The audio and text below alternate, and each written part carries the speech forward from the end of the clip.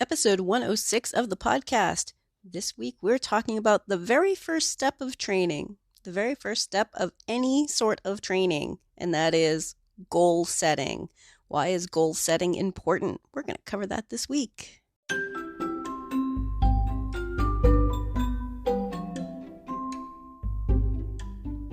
You're listening to the Creating Great Grooming Dogs podcast. I'm Chrissy Newmeyer-Smith. I'm a certified professional groomer, a certified behavior consultant for canines, a certified professional dog trainer, and the owner of Happy Critters in Nashua, New Hampshire. And this, my friends and colleagues, is the podcast where grooming and training meet. What is the first step for any sort of training? Any sort of training. Any training at all. I want you to think about that first step because it's often missed. Oh, Chrissy, how can we possibly miss a first step if it's so important? So the first step of any training people, training employees, training dogs, any first step is to have a goal. That is, the number one training mistake I see is people don't have a goal. We get locked into the idea of stop doing. He has to know that's not okay. But he also needs to know what is okay, right? That's the part that we can build on. So when we get into this idea of stop doing, we're missing a key component to our training, which is goal setting. Because you know what? You can be incorrect without malice. You can be incorrect without trying to be a jerk. You can be incorrect without even knowing that you're incorrect, right? So we need to think about that as part of training, is that training is building toward a goal. Now, I'm not saying that means be permissive and let the dog do whatever you want. Yeah, well, do whatever he wants, right? I think sometimes when people hear about like setting a goal and that it's not about just correcting behaviors all the time, they start thinking it's very permissive. But I am not permissive as much as I'm building on exactly what I want. I'm working toward a goal, a big picture. What does the behavior look like? What does the behavior sound like? What does the behavior feel like? What exactly do you want? What is your end product? Because if you don't have a goal to work toward, here's an example. If you're trying to do a breed trim without knowing what the final product should look like. Right? Let's say you're trying to do a Schnauzer trim, but you've only ever done Cocker Spaniels. Right? That's going to likely be incorrect.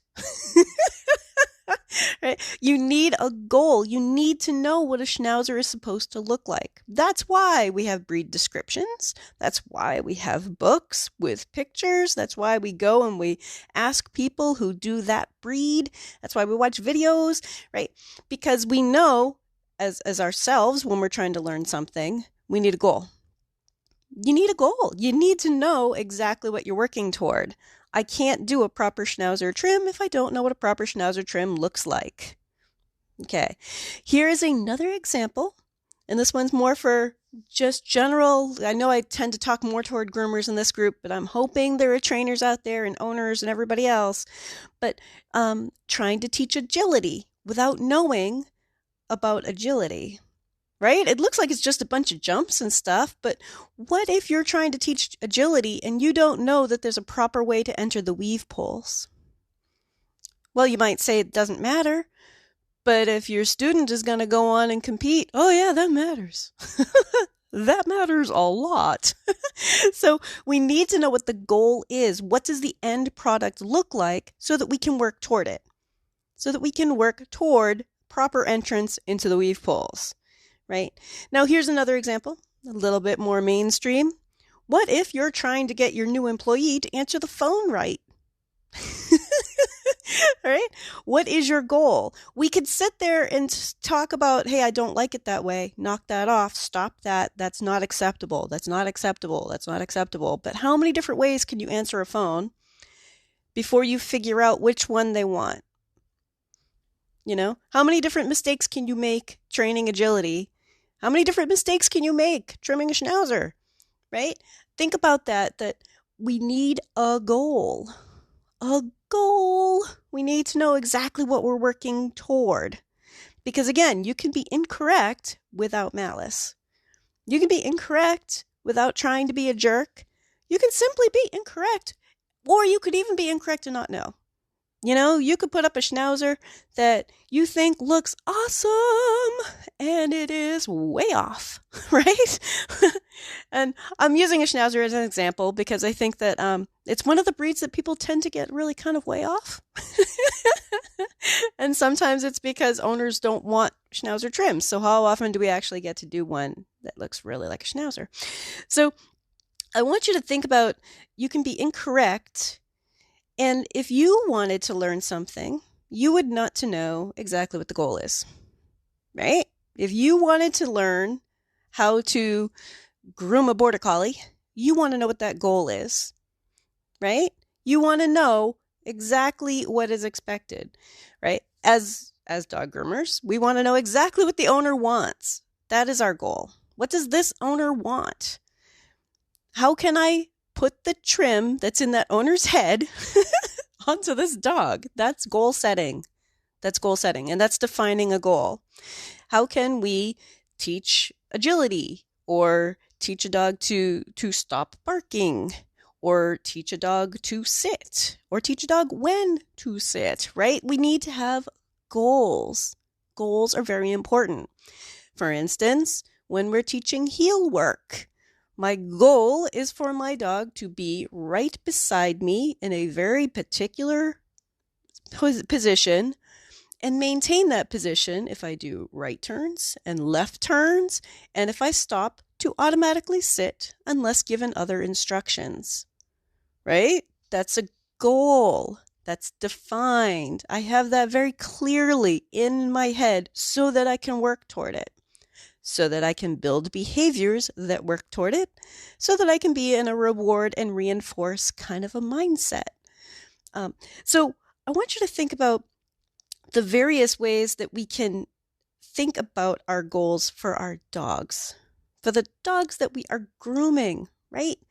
If we want a dog to be on our table and let us touch him all over and do our thing and have loud noises and dogs walking by and people walking by, and to just be calm, right?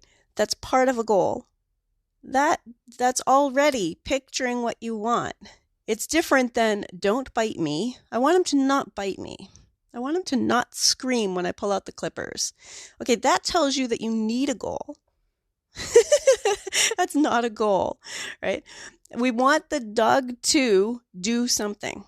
What do we want them to do? So your goal is a what do we want? It's not a what do we stop? Because I could stop and still be wrong. And we're going to kind of give you another example. If I see somebody brushing really, really hard, it drives me a little bit crazy. First of all, that's how you get brush burn, right? But they're brushing really hard and they're trying to get a freaking mat or whatever. And it's like, whoa, whoa, whoa, whoa. Stop that. Please stop. Okay. But leaving the mat behind isn't correct either, right? If they could stop, right? They've stopped. Now they just don't go back. Like they don't know how to brush properly yet. So they didn't go back and there's still a mat in the ear, right? Think about that. Stopping a behavior doesn't add any new information about what we do want. And that one's actually kind of common because owners are like, well, you know what? He just screams when I brush him hard, because they don't know they're brushing hard. But, you know, you tell them they're brushing hard and they're like, well, maybe that's why he's screaming. What can you do? Well, you can learn to brush. You can learn to brush your dog, right? So you need to think about, just stopping something doesn't mean you're right. Okay? That doesn't mean that you're now correct. It's not binary. It's not, yes or no. You stop doing incorrect stuff and now you're right. Wow, wouldn't that be easy? I'm just going to stop being incorrect. And now, ta-da, I'm always right. So I want you to be thinking about what a goal looks like. What does it look like? What does it feel like? What does it sound like? And how can we build it?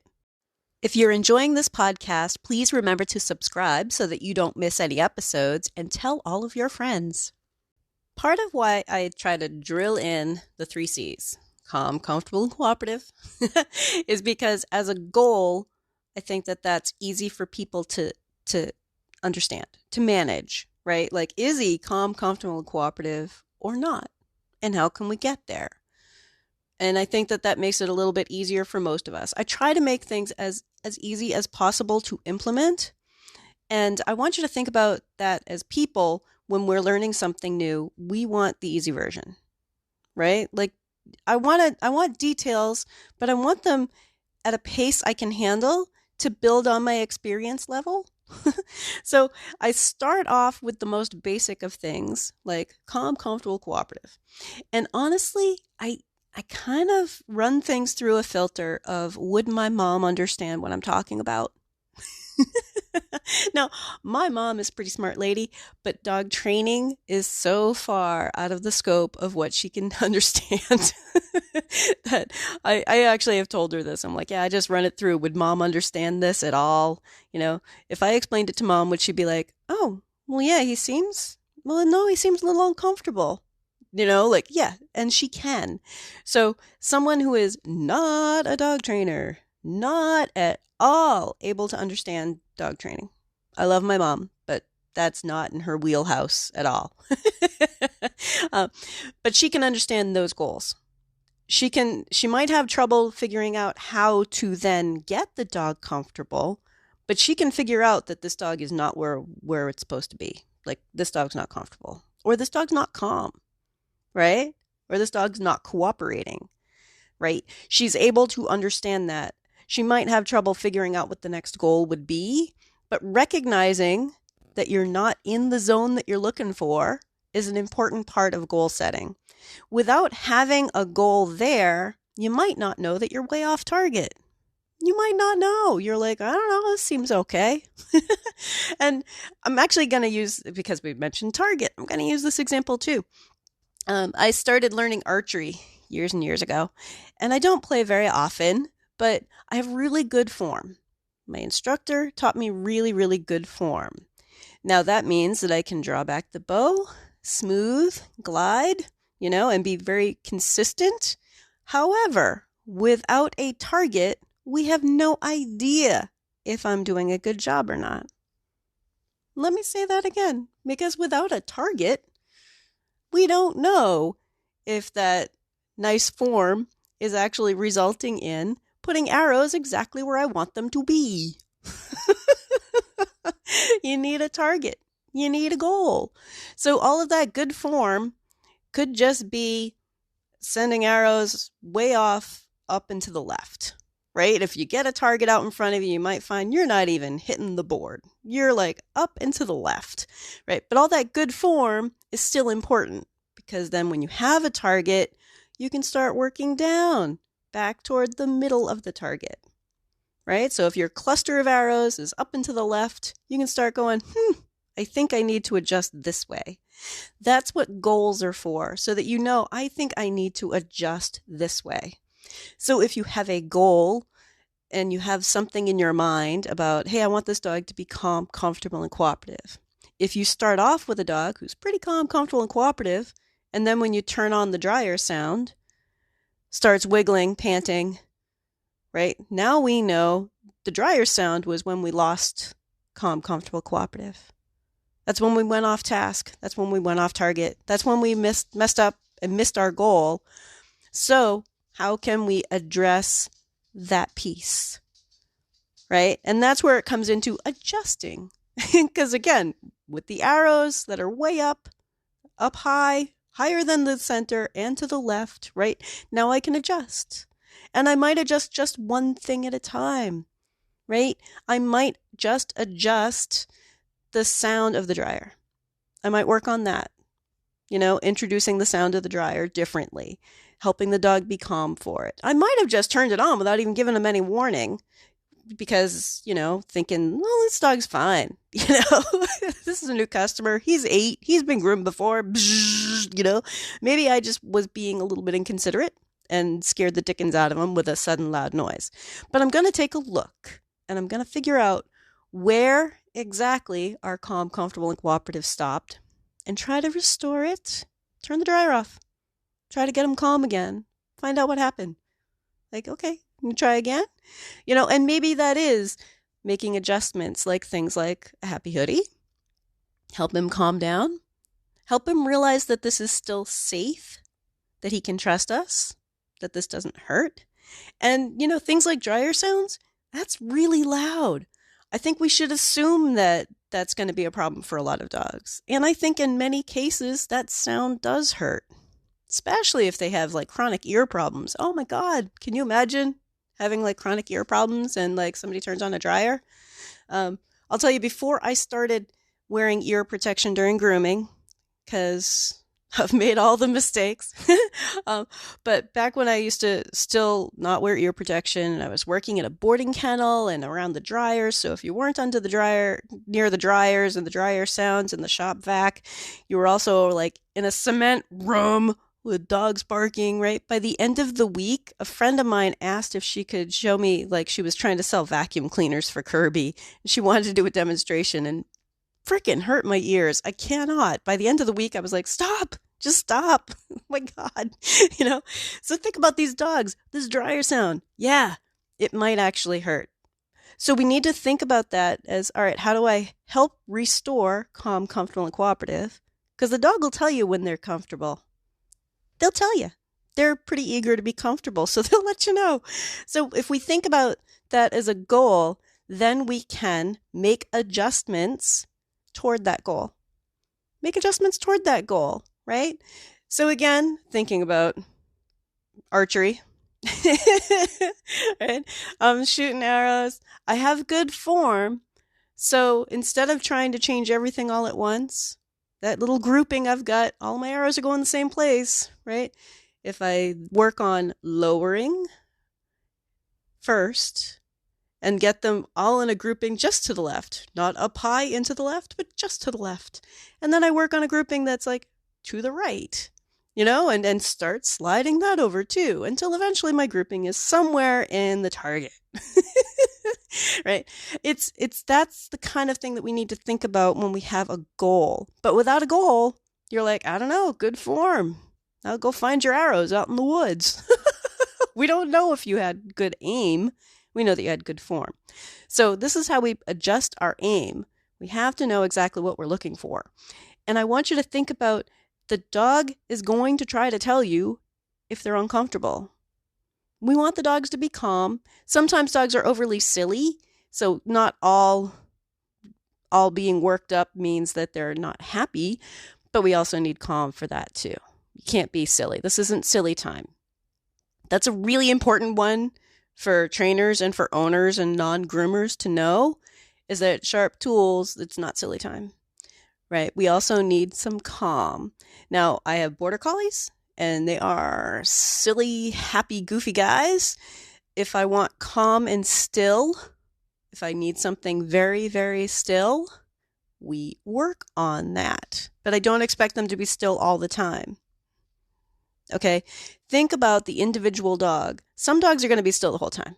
Some dogs just are really kind of calm on a grooming table if we just think about what we want from them. But the mindset of making them stop, that's not really a target either. That's sort of like, don't shoot into the woods. Hey, get your arrows out of the grass. Like that's not the same as having a target. That's not the same as having a goal. That's knock that off. Knock that off. Knock that off. Stop that. No, bad, bonk, like whatever it is, quit, all of those things, those are different than having an actual goal. And I know I come from the positive reinforcement crowd. I get that. And I'm very, very slanted toward that because I would rather build the exact precise behavior that I do want than waste a whole bunch of time telling a dog how disappointed I am in them and the way they're acting. because it's not going to help them be comfortable. Now, I will say, the other side of dog training, it's kind of not true that it's actually two groups. Most of us are someplace in the middle, but there's the positive reinforcement crowd, and then there's the balanced trainer crowd, right? Balanced trainers are also working toward a goal. So if you guys think she's saying this because she's new agey wishy-washy, that's not true. A balanced trainer is still working toward a goal, just that what makes them a balanced trainer is that they don't have anything against using appropriate use of a punishment. So they're likely to tell you, yeah, go ahead and tell him he's not allowed to do that. And now work towards your goal. Right?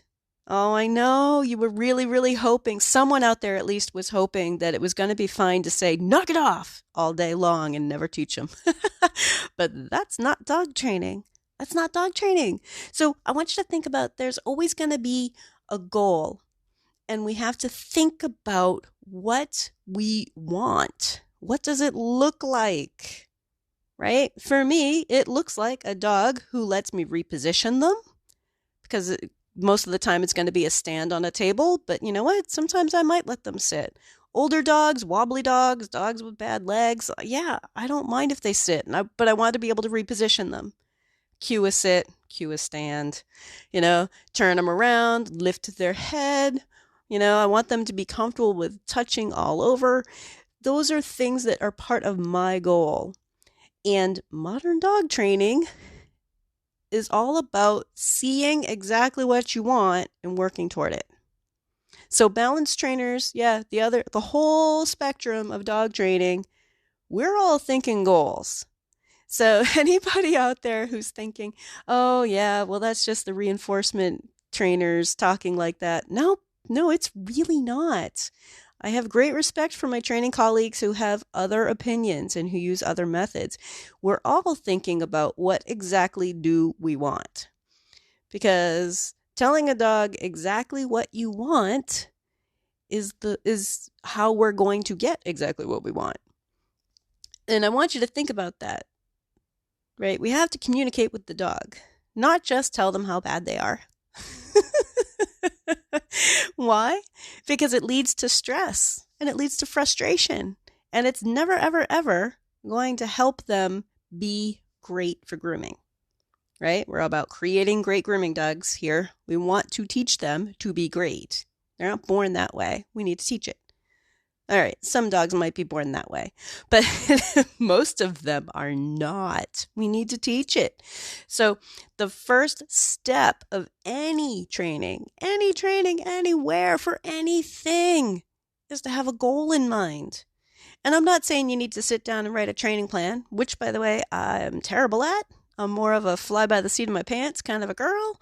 But to have a goal in mind, because then you can work toward it. Then you can make the smaller steps toward it. And you might think that putting on a happy hoodie for a dog who's worried about the dryer would just be a Band-Aid. But what if putting the happy hoodie on them makes them comfortable enough to become comfortable with the dryer? Oh, right. You just made it easier for them to be comfortable with the dryer. You didn't put a Band-Aid on it, right? You didn't just make the problem go away, because they could still be all worked up, dancing around on your table, still be trying to bite, whatever. But what if we just make it easier for them? Just make it easier, because grooming is weird, right? Grooming is weird. We do weird stuff to dogs. They don't know why we're doing that weird stuff and things to poor innocent little dogs. So having a goal and working toward a goal is really important. And I want you to think about that goal is calm, comfortable, cooperative. If you'd like more information, you can find me at Chrissy@happycritters.net, happycrittersdogtraining.com, or you can join the Facebook group, Creating Great Grooming Dogs podcast, or the Facebook page, Creating Great Grooming Dogs. I really look forward to hearing from you. If you're ready to go beyond the podcast, and I hope you do, I've made it really easy for you. If you go to creatinggreatgroomingdogs.com and click on your next step, you'll see all of the options. There's the Scholar Lounge community, there's the Modern Grooming Professional certification, there's Master Canine Stylist and Professional Canine Stylist diploma testings, there's the Behavior Lab for coaching and private one-on-one sessions with me, and of course the Master Groomer Behavior Specialist program. So go to creatinggreatgroomingdogs.com and click on your next step.